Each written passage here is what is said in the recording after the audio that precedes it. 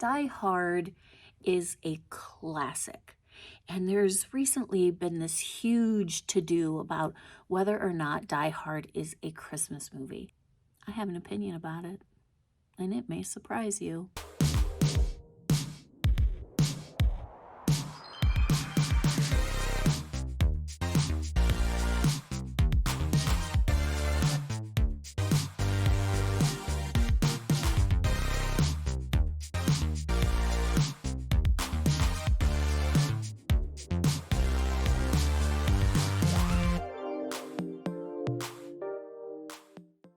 Well, hello and welcome back to Booze Reviews, where I, Aunt Boo, drink some booze and Eyes reviews these movies.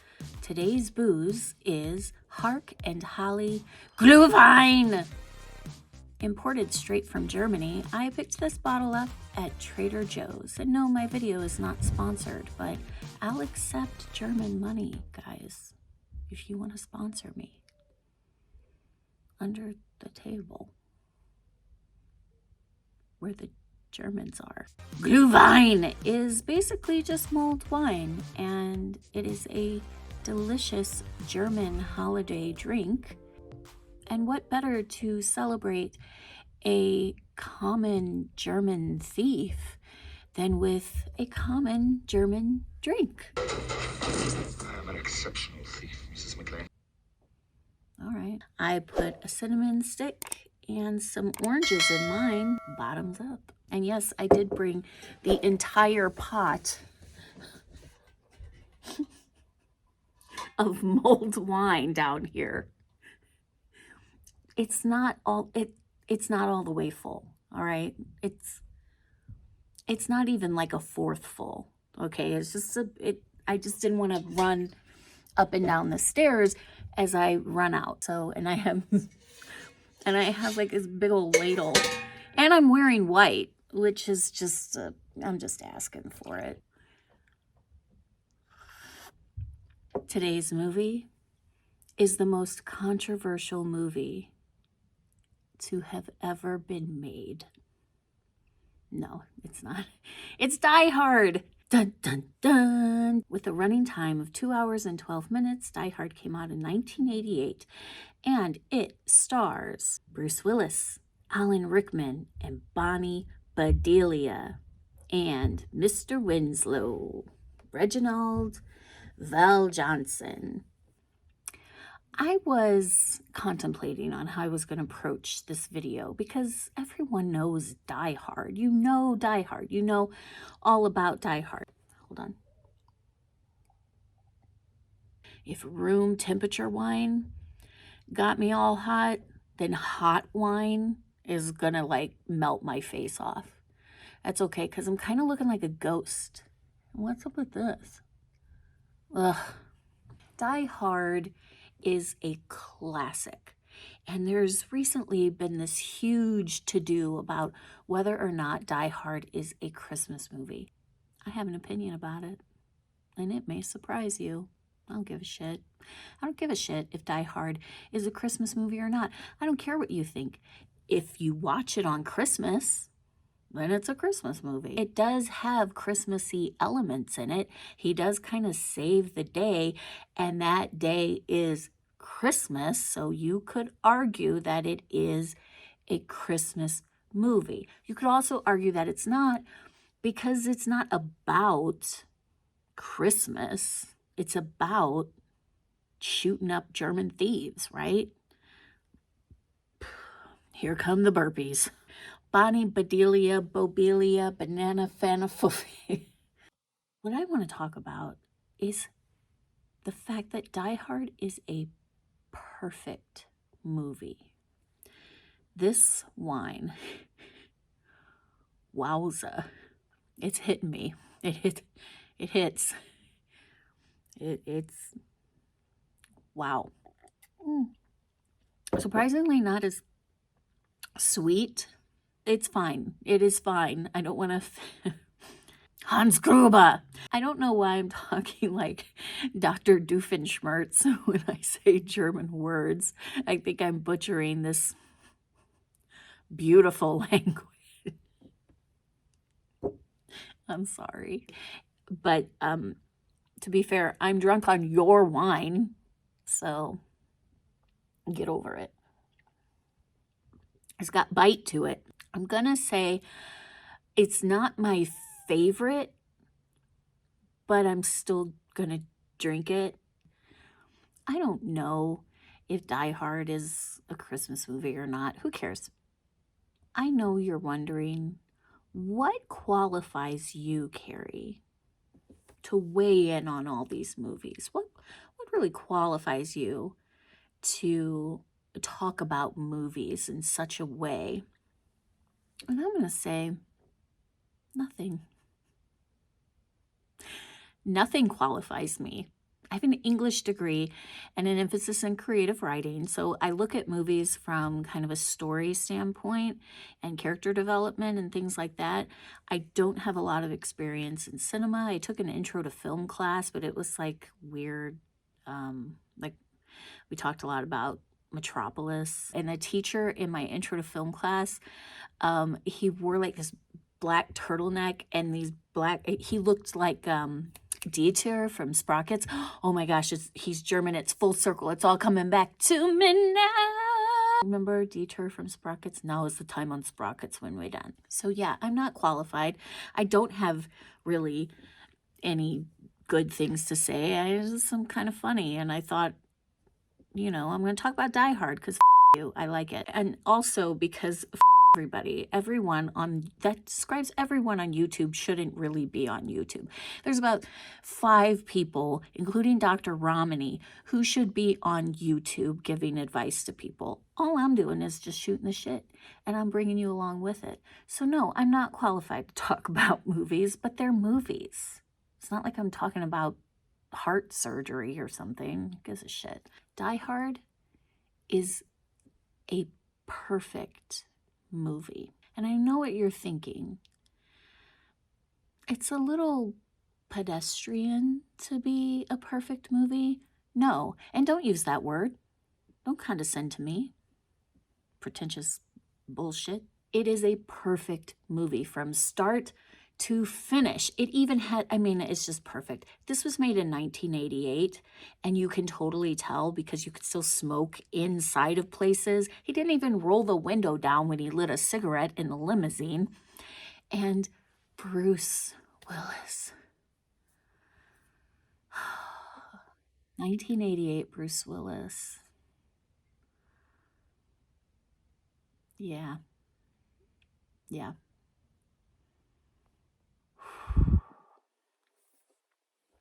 He could get it. Oh my gosh. Who even cared that he had like this receding hairline already? Who even cared about that? Oh my God, his face, his charisma, and he was so great in this movie that we all just instantly, it's like panty melting, pursed lips. It was like, he's checking chicks out at the airport and shit. Oh, Bruce Willis. We're going to get serious in a little bit. Probably when I'm really good and drunk is when we'll talk about more serious topics like Bruce Willis's declining health. But it does not deter from the fact that Bruce Willis could get it in the 80s. He was a perfect choice. And not the first one. Not the first choice for this movie. But God, we love the casting choice, right? Let's get into it. Why Die Hard is the perfect movie. You can insert Christmas into that title if you want to. I don't care. I do watch it at Christmas time. The soundtrack includes Ode to Joy and Christmas in Hollis by Run DMC. Doesn't get better than that. Come on.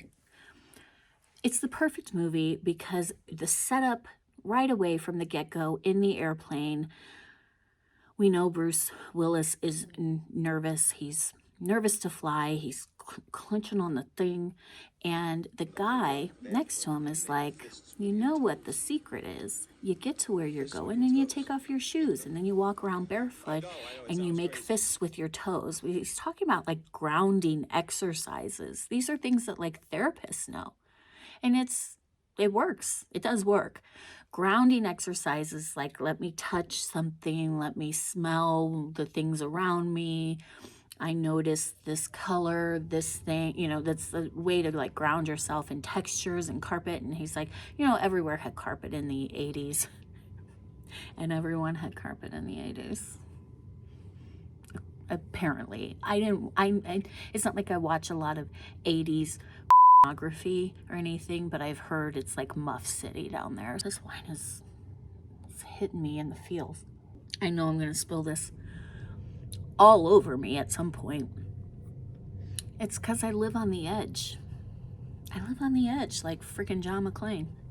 Okay, so John McClane, Bruce Willis, he's looking so fine. He's checking out chicks at the airport. I can't help it. I find it appealing. Normally, if I know a guy's married and he's checking out chicks, I'm like, ugh, you're disgusting. But Bruce Willis kind of makes it work. I don't know. I don't know. Maybe it's the glue vine. Bury the platypus. Okay. That's my Dr. Doofenshmirtz impersonation. And I'm just, you know, Doofenshmirtz Evil Incorporated. Die Hard is a perfect movie because nothing is wasted in this movie. Let's start with that point. Nothing is wasted. So from the get-go, you learn that a couple of things through the genius writing of, I'm going to see who wrote this movie. The writers are Roderick Thorpe. I think he wrote the book that the screenplay is based on. Jeb Stewart, Stephen E. D'Souza. All right. And you know what's weird? I've never seen the second one, and I'm going to. This is the year I'm going to watch Die Hard 2. It's sad if that's the only thing I've accomplished all year. What is my life? What am I doing? Old vine.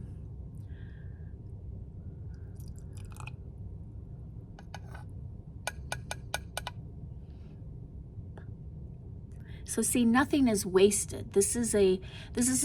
It could have been a blow off moment. It could have been a nothing moment.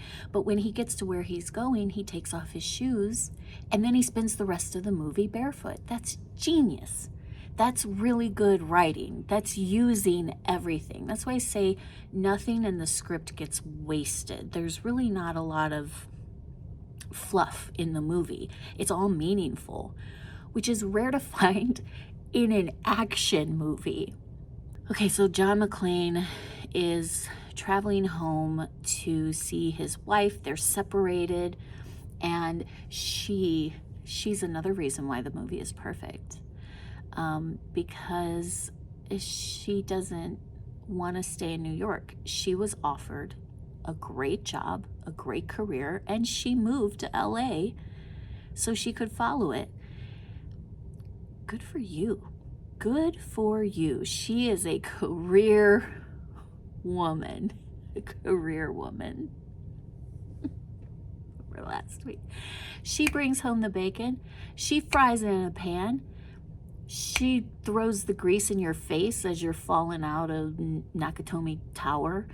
Nakatomi Tower, Nakatomi Tower, Nakatomi Tower. No, I think it's called Nakatomi Plaza. Missed opportunity. So she's badass. She's not your typical action hero bimbo girlfriend. Oh, no, no, no. No, no, no. She's Holly Gennaro. She's Holly f***ing Gennaro. Miss Gennaro. Doesn't that sound like a girl that could totally kick your ass in high school? Yeah, I'm not going to fight Holly Gennaro. She's dating Tony Sullivan out there, and they're going to kick my ass after school. Yeah, Holly Gennaro, she could fight somebody. She, like, carries a knife, a pocket knife on her or something. She'll, like, shank you. Holly Gennaro, she's badass, right? But she's not a bimbo girlfriend. She's got, like, the big she's got those big shoulder pads, the 80s with her little power suit.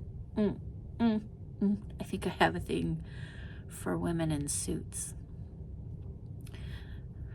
I need to talk to somebody about that. A little red Christmas power suit, and she's got her freaking nice curly Barbara Mandrell hair, you know, like her, that's no Ogilvy home perm that she's got. She went to the salon for that perm. Like, she's rocking the perm, she's rocking the curls, she's rocking the shoulder pads. She doesn't have much of a neck, but that's okay. She doesn't need one. I'm doing fine without one. So the company sends a limo to John McClane because he's just this New York City cop, right? So he's just a New York City cop, and the company sends a limo to him and picks him up from the airport, and his limo driver's name is Argyle, because of course it is. And Argyle, that's his first day on the job.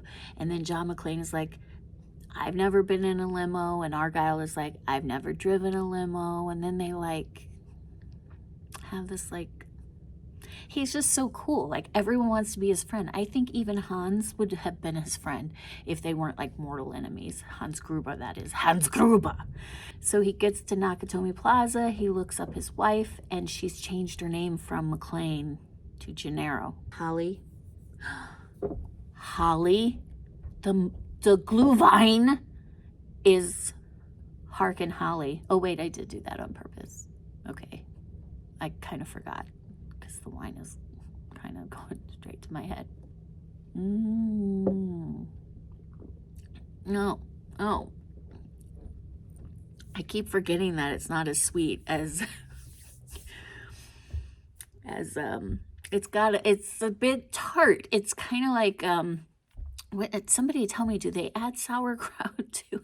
Maybe it's just this brand. I'm not really selling this wine, but it's doing the job, but it's not like making my mouth happy. That's what she said.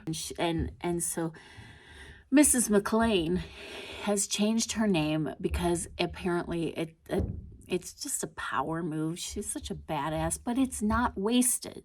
That fact is, it's going to help her not be a target later on. It's gonna save her life for a little while, right? Because the thieves won't know that she's John McClane's wife, and she's just Holly Gennaro because her name is on the office door. She's got this badass office. She's like second in command to Mr. Bukkake. I know that's not his name. I don't quite remember it. I could look it up right now, but I think it's going to be funnier if I just say Mr. Bukkake. So I'm really sorry. Please don't Google that. Don't Google that. If you don't know what it is, please do not Google it. I can't tell you how sorry I am that I Googled it, because I didn't know what it was. Like, this was like 2 years ago. I'm 45. I told you I don't watch a lot of porn. Okay, so we love Holly Gennaro. She's like second in command. When Mr. Bukkake dies, like, she takes over because he's like the first in command. She's like such a badass. She's at the top of the Nakatomi Tower. I'm gonna call it Nakatomi Tower. And here's the thing I love about her.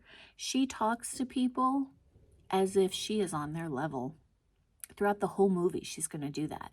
She's going to approach Hans like, look, I have a pregnant woman, and we're going to need a couch. And Hans is like, fine. And then she's going to be all, and unless you want to mess out there, you better take our asses to the bathroom. You know, like, she becomes a negotiator, and then she's so quick, right? She's quick-witted, too, because he's like, what idiot put you in charge? And she's like, you did, motherfucker. So, you know, like, that's what John McClane, badass like John McClane, needs a badass wife. And that's the thing, like, she doesn't look like a girlfriend because she's a wife. You know why? Because wives get shit done. Wives are badasses. We just are. Wives get it done. So yeah, so she is like the perfect match for John McClane. And you can see like, okay, yeah, a woman like that would have a power struggle with a guy like that because he's kind of like, you know, the cowboy, yippee-ki-yay, right? And she's very headstrong and independent and smart. And I kind of want her to be my wife now. Here come the burps. I ate meatballs for dinner. And in case you were wondering, barbecue meatballs do not mix well with glühwein. So far we have a perfect setup. We get good exposition without being too heavy-handed, right? We have these really good supporting characters. The writing so far is excellent. It just gets better and better because here we're gonna bring in like the world's best villain. There is no better voice or sociopath than Alan Rickman. Pour one out. You can pour one out for Alan Rickman. My glühwein. Pour one out for Alan Rickman. My homie in the gangsterline.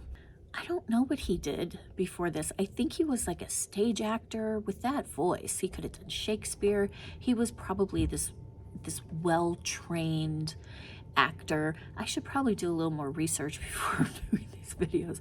But I know this much, that if he wasn't on the map before Die Hard, he was on the map afterwards because Alan Rickman nailed it. He's such a good villain because he's very calm, because he has a plan.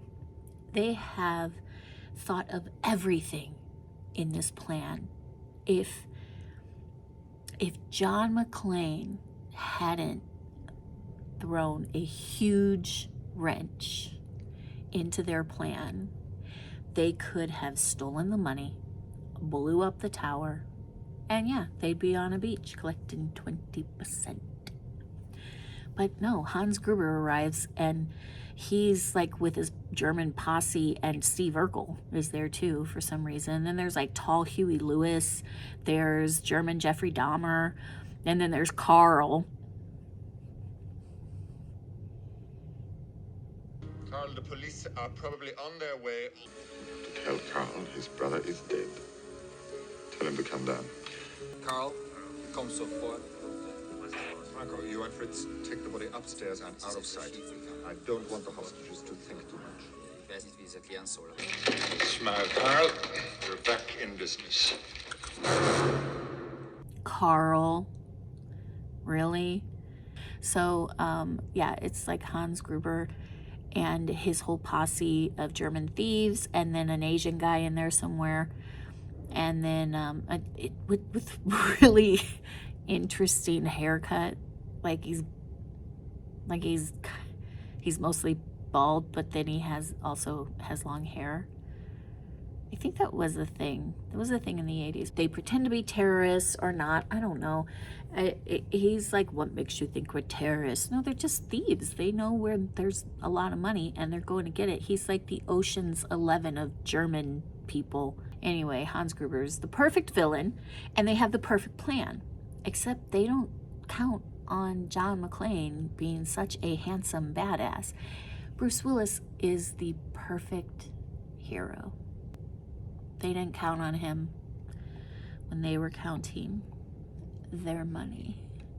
You never count your money when John McClane's in the building.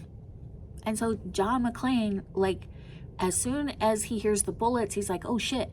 Like, he sees pandemonium going on, and then he runs, and then he beats himself up for it. I love the self-talk that he does throughout the movie. That's another reason why it's a perfect movie, because he is berating himself throughout the whole movie, like, you an idiot, why'd you have to yell at her? I love the exchange between him and his wife when they first meet. It's like she's looking at him, she's like, yeah, I want a piece of that, come on home, you can stay in the guest bedroom. He ain't staying in the guest bedroom. She's gonna get it on.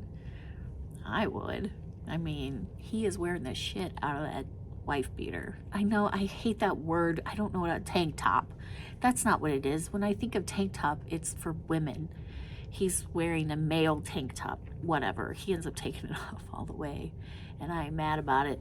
But then immediately he's like, well, you changed your name, but I guess you changed your name for your office, for your career, because you're a career woman. And then they fight, because of course they do. They're married. That's what they do. That's what you do when you're married. Just like take a little thing and then just blow it up, and then all of a sudden the terrorists come and start machine gunning everything. So then he bolts, right? He's gonna spend the rest of the movie barefoot, tiptoeing through the tower, tiptoe through the tower, and making us all cringe at it. I mean, he's just perfect. And then because he's a cop, and because he's John McClane, and because he's already mentioned that he doesn't follow the rules. He's not a rule follower. He doesn't give a shit. So he kills some of the thieves, and then he calls 911, and they're about as effective as 911. I mean, and they're not helpful at all. You have these great supporting characters that are almost like mini heroes, right? You have the main hero, which is John McClane. Then you have his badass wife, and then you get Pal, or his pal, right? Welcome to the party, pal. And Reginald Val Johnson, I'm gonna call him Mr. Winslow, because that's what it is. Mr. Winslow is like the perfect partner for John McClane, because like they both are kind of like sensitive guys, but tough, but also sensitive. And then we find out that he doesn't draw his gun on anyone because he killed a kid, and that's like, and then you just feel for him. And he's just a great addition to the movie. And he's Mr. Winslow, and he buys like a shitload of Twinkies, and you're like, we know all those Twinkies are not for your pregnant wife. I love that scene, by the way, when he gets called out by the guy at the convenience store, like, yeah. But then the guy at the convenience store is like, that would be like me telling someone, you're not gonna give all those Twinkies to your wife, you fatty. He shows up on the scene, and they have this great relationship. And I love that it's like, welcome to the party, pal. But then he calls him pal, but it's pal. Like, that's brilliant. That's just such good writing. Man, this for something that's not very tasty, it is going straight to my head. This is somewhat enjoyable.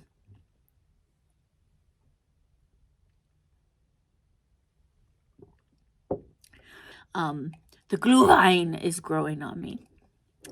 Okay. So I don't have to go through the whole plot of it. We know what happens. They try to break in. They end up killing Mr. Bukkake. And then they have to figure out the safe. And then the chief of police comes, and it's the principal from the Breakfast Club. And he's about as good of a chief of police as he was a principal. You know, he's like, and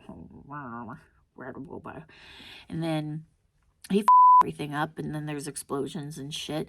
And I like that Bruce Willis kills Jeffrey Dahmer, German Jeffrey Dahmer, first, and then he sends that message to Hans, like, I have a machine gun now. Oh, and here's your German Jeffrey Dahmer. Again, there's secondary heroes, and then there's secondary villains, right? The principal from the Breakfast Club is clearly a secondary villain. He puts down our pal, and he is screaming at Bruce Willis as if he's the bad guy. And then we have the EPA guy from Ghostbusters, who's a reporter, And this is interesting too, because you would think, oh my God, one more thing that John McClane has to like get through. But it's effective because he's the reporter guy who's going to end up revealing that Holly Gennaro is actually Holly Gennaro McClane. And it's going to shit up.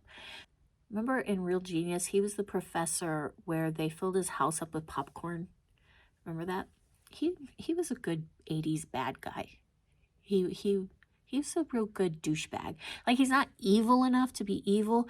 He's just kind of like the rat guy that you really wanted to get punched in the face. And guess who gets to do it? Holly Gennaro. Punch him in the face. Go, Holly.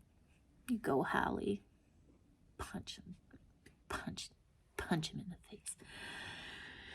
So we got that guy, and then we got the FBI. The two guys from the FBI. Okay, now they're a bit cartoonish, I will say. The one guy has that real messed up skin. That guy's a good bad guy too, but he's got like that up skin, and he's just kind of gross. And then the other black guy with him is like, I don't really know what purpose they serve, but they end up dying anyway, so it doesn't matter.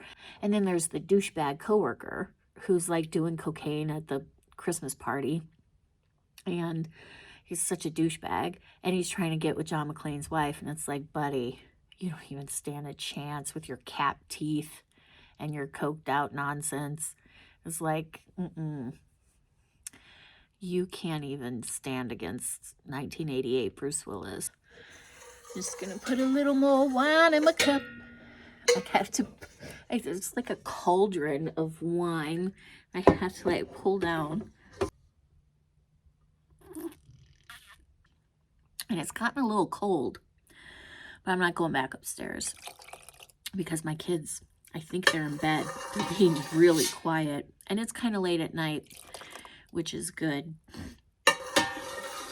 I feel like a witch. I'm not gonna lie. This is supposed to be Christmas, and I'm scooping wine out of a cauldron. Look how cute. Look how pretty. Look how pretty my oranges are. They're absorbing some of that wine.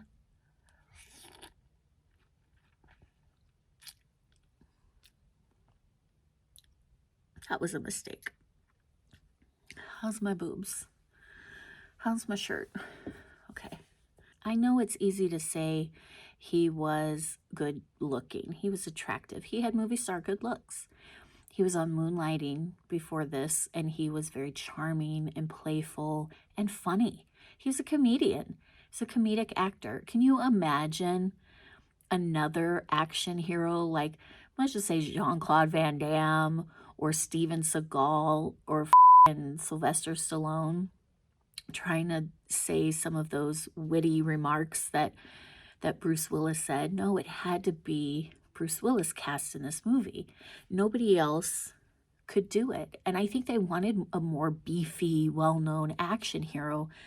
But Bruce Willis was the shit, man. And he brought so much depth to the character. He made him extremely likable because he is charming and he's funny.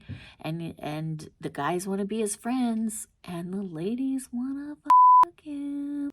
That's a man.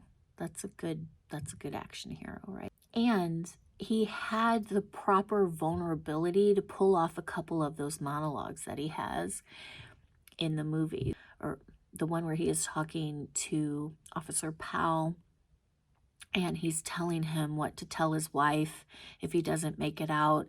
And he's kind of tearing up. He's like, I was such a jerk to her and I know better now. And I wish I could tell her all these things. And of course, then like Mr. Winslow is like, you're going to tell her yourself when you get out of there. When you get out of there. It's just such a beautiful bromance, and we're rooting for them. Like, we're rooting for them to connect, because I love movies where they are connecting but not in person. That they save that meeting till the end. Sleepless in Seattle was a good one. That was a romance. But I love this because, you know, obviously he can't do that with his wife and he doesn't need another romance. It's a bromance Oh, it's beautiful. And it's like ebony and ivory together in perfect harmony. But he's like, who's driving that car? Stevie Wonder? Can you imagine Arnold Schwarzenegger trying to pull off a line like that? No, it had to be Bruce Willis. After this, after Bruce Willis nailed this role as John McClane, after he showed up and showed off and took his shirt off and was total badass, it opened the door for everyman or even comedic actors to be action heroes, to be considered even for action roles. I would argue that if we did not have Die Hard and Bruce Willis in Die Hard, we wouldn't have Matt Damon in the Bourne Identity. We wouldn't have Ben Affleck or Michael Keaton as Batman. Michael Keaton as Batman, I think, was a direct result from Bruce Willis and Die Hard. Bet. I would bet money on that because Michael Keaton was not an action hero before Batman. He wasn't considered a badass. He was like a comedic actor. So I would argue there's a lot of like leading comedic men who were given more opportunities because of Bruce Willis in Die Hard. Die Hard is the perfect movie because it has a couple of endings too. Oh, and Argyle, that little limo driver, he's not arbitrary. He actually ends up having his moment because he stops Steve Urkel from getting away. Steve Urkel was in there on the computer. He's the genius that broke into the safe that had like those 7 circles of hell to get to the safe, and they're gonna get away with it. They're gonna get away with the money. And then Argyle is like, not today, bitch. And he runs his limo because he stayed there and waited for John McClane because they bonded and he was vulnerable and he told him about his wife, and it was just a really nice moment. And then he drove his limo into the getaway car and ended up punching Steve Urkel in the face. And you're like, yeah, Argyle, all right, do it. Kick his ass, Seabass. No, that's another movie. Great. And then I have a question. How does Carl get out of there? Didn't Carl get hung by like a metal chain? How the hell did Carl survive? He just comes out of this blanket, but then that gives Powell his moment. Oh, I just skipped over the whole thing. Okay, so let's rewind. Go back to Hans Gruber. You know, Hans Gruber, when he finds him on the roof, going up to the roof, and Hans Gruber does his like American accent. It's not right. It's not right. He knew it. He knew he wasn't right. He knew it was Hans. Because for a minute you think, oh no, what happened to your great instincts? But he knew. Of course he did. He's John McClane. You can't take him out. You can't fool him. I don't care how good of a trained actor you are, Hans Gruber, Alan Rickman. You cannot fool John McClane.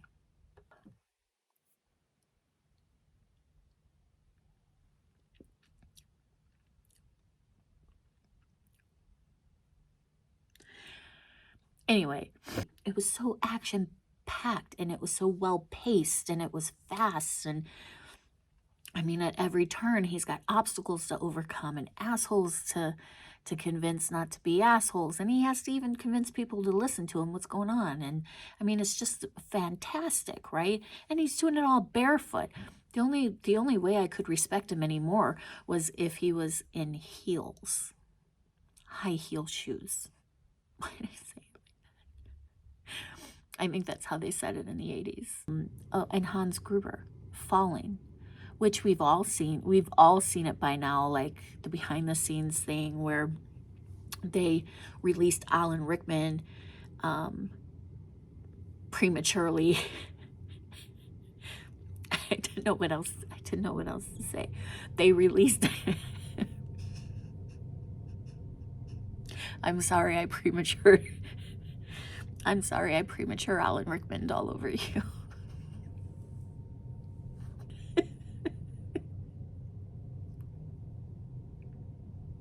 Yippee-ki-yay, motherfucker. It's such a great line. I love it. And he delivers it so perfectly. And you're like, oh, come here and give me a kiss. German wine makes me randy.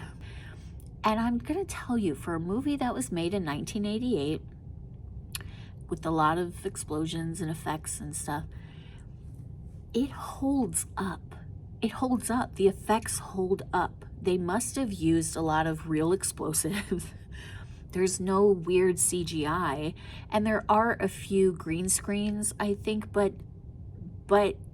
whoever the director was or the cinematographer, they did a great job at integrating the effects and the green screen stuff with the reality stuff, because it really doesn't take you out of the film at all. There's so much action, and Bruce Willis is so convincing in his misery, because he probably was pretty miserable at some points. And you know, he had the guns taped to the back of his back. That must have really hurt to get off. If you've ever been waxed, you know that shit hurts. And I just wanted to do this movie because A, it's Christmas time, and I think it's just a great movie. It's one of my favorites. I think it is the perfect movie. I think it's perfectly written. I think all of the characters are perfect in it. Even weird German Jeffrey Dahmer. I'm glad he died first, though. And it really sent Carl over the edge. And I want to just say, you know, these movie stars that we adore, like Michael J. Fox and Bruce Willis, these people who were so, I don't know, just iconic as we were growing up and learning to fall in love with cinema and movies and all of it. I just feel like it's just cruel, you know, what life does sometimes. And here's the thing, you know Bruce Willis is a good guy, because at the end of his life, which I think, pretty sure that's what it is now, he is surrounded by his family, even his ex-wife. It's like, even his ex-wife is rallying for him and helping to care for him as he's dealing with this terrible, terrible sickness. And so you know that's a good guy. That's just a good guy. He did it right. He did something right. And God, we love him. We love us some Bruce Willis. It's a rare condition this day and age to read any good news on the newspaper page. I watched way too much TV in the 80s and 90s. Holy shit. I think German wine, for as not delicious as this German wine was, really got me f***ed up. I only had like 2 cups of it. What are you Germans putting in your wine? Die Hard. This is gonna be a bitch to edit. Oh my God.